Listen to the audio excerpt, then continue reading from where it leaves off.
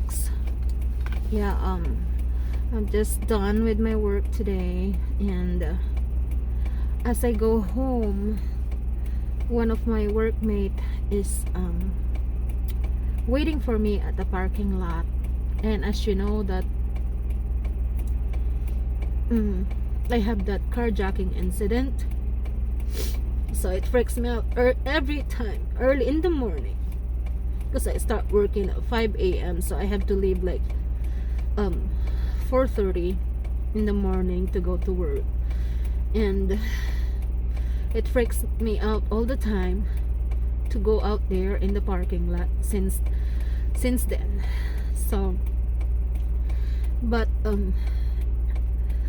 after the incident, something came up, like later on, that there's a colleague, or used to be my workmate, texted me for a new opening. Actually, there's this other one that texted me last year for that opening for a new or different place to work. It's actually a higher end of place to work. That's what they call it all the time. It's higher end because, you know, they're paying a little higher than where I am right now. And so I really love working in my workplace right now. I have been working like almost 7 years there, or more than 6 years. I am so thankful that I was hired there. And then I started like 1 p.m. shift, and then later on I went to early morning shift, so I can change my hours, and I get to go home early time, in an early time, so I can take care of my family. I can cook for them, or maybe I can rest a little bit before, you know, night times comes, because you know how hard our work now, and especially my health change. I need to at least rest a little bit. I have to slow down from since then, because I have the low hemoglobin. I need to rest as much as I can because of the, you know, you're always tired, you're exhausted, you need to rest a little more. So I accepted that opportunity to be working early shift. But I've been so happy for a few years, but then since I have the carjacking incident, it changes everything. So after that carjacking incident, well, I have to tell what happened first, so everybody know. Early morning, as I leave the parking lot of my apartment building, I'm driving already. As I go out the parking lot, I saw somebody outside. It's really dark yet, still dark. That's 4:43 a.m. and I saw someone like running, a shadow on that side, running as I am driving, going out the parking lot. So there's two things came up to my mind. I just had my oral surgery like 2 days before, so I'm on a hydrocodone. But a day before that, my husband took me to work because of course I have hydrocodone on me. I'm still you know, I have that medicine, and that makes me nauseous, so I can't drive. But then that next day, I asked my husband if he can drive me to work. He said, well, you can drive yourself, it's already been like more than 24 hours. So I did. So first thing in mind, I thought it's my husband running to give me a ride to my work. I said maybe he changed his mind. And the other thing that I'm thinking of is that maybe a neighbor is a friendly neighbor wanted to let me know that there's something wrong with my vehicle, so I have to stop. So that's what I did. I stopped right before going out our parking lot, like before the curb as I go. So I stopped there and he ran all the way there to the passenger seat and get into my vehicle. I am trying to, right before I locked my vehicle, he got in. He wanted me to take him to his work. He said, I need a ride to my work. So I am so mad. I said, get out. I need to go to work. I'm late too. He said, oh, my workplace is just close by. He said, where? So he told me like closest, one of the closest gasoline stations. So I said like, you can be late to your gasoline station work.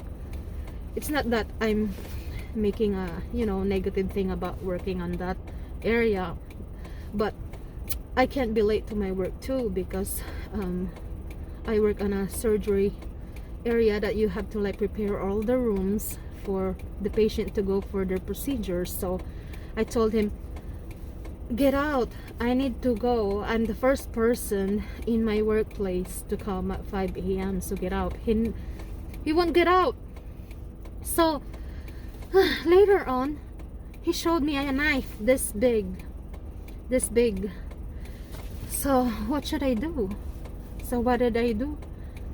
I just stopped and changed my tone of voice, because at first I'm upset why he get in my car and won't get out and not even listening to me, because I don't know this person. He is a totally stranger to me, and get into my vehicle.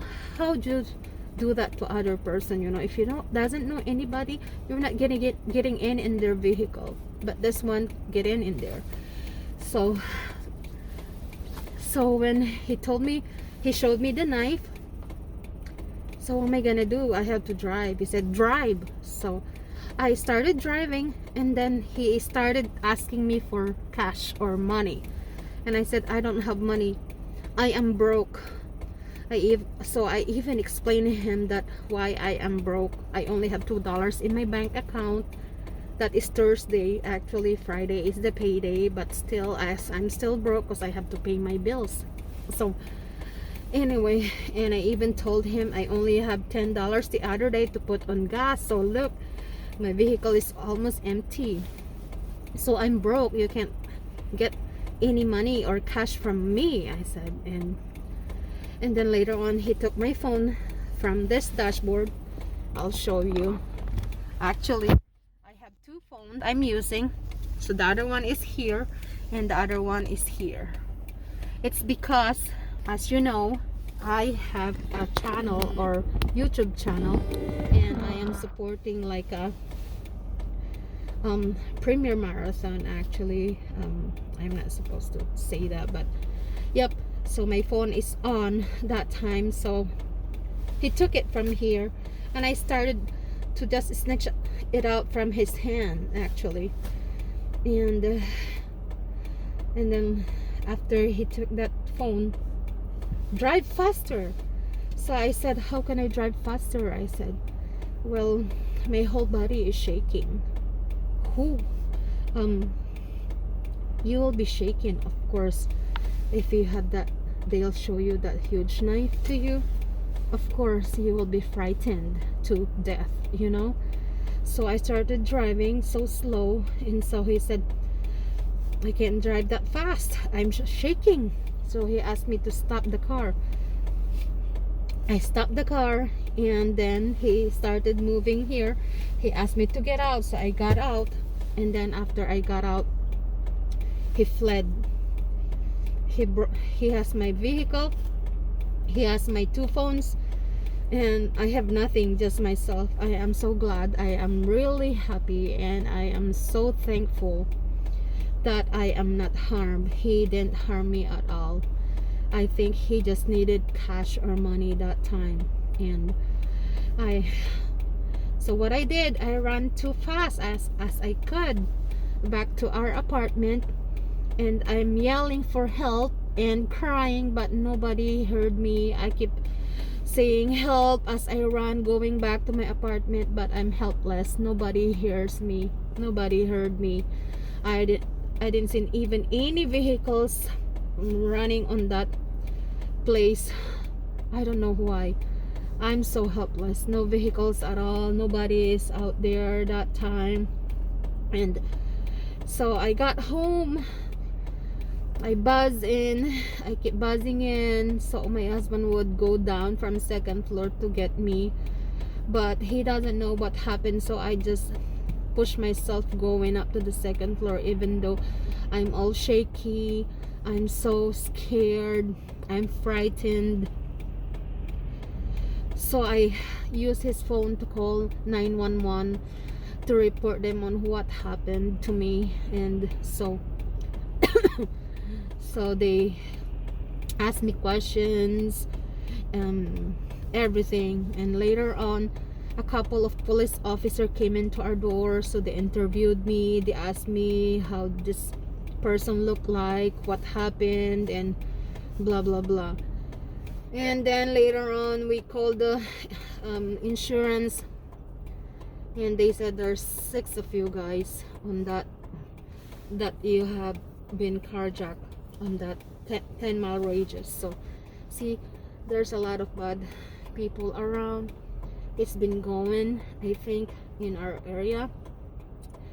Not only our area, it's been in the Twin Cities. I'm telling you, I'll just say Twin Cities, because that's what's happening.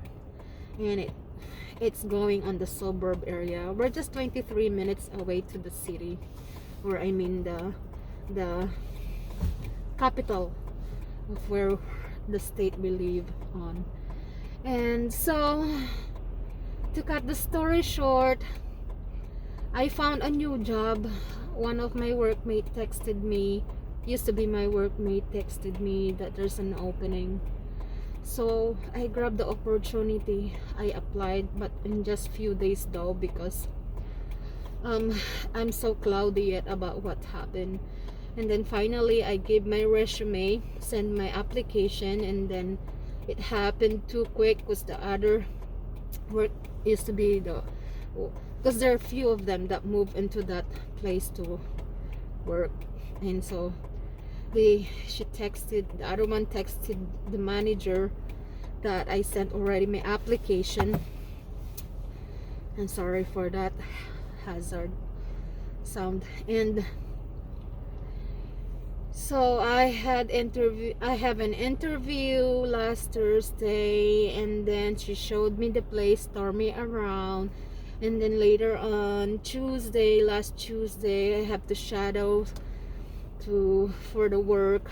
And then after that, she told me she's gonna call me the next day. And so yesterday she called me and I accepted the job. So today I gave my 2 weeks notice. So on that 2 weeks notice, I feel bad on one of them, because there's this workmate of mine that gave me a new phone because my other phone was cracked. So well, I will show you the next video on how that phone looks like. So well, thanks for watching. I have to cut it now, and we'll see you on the next vlog. Thanks for watching.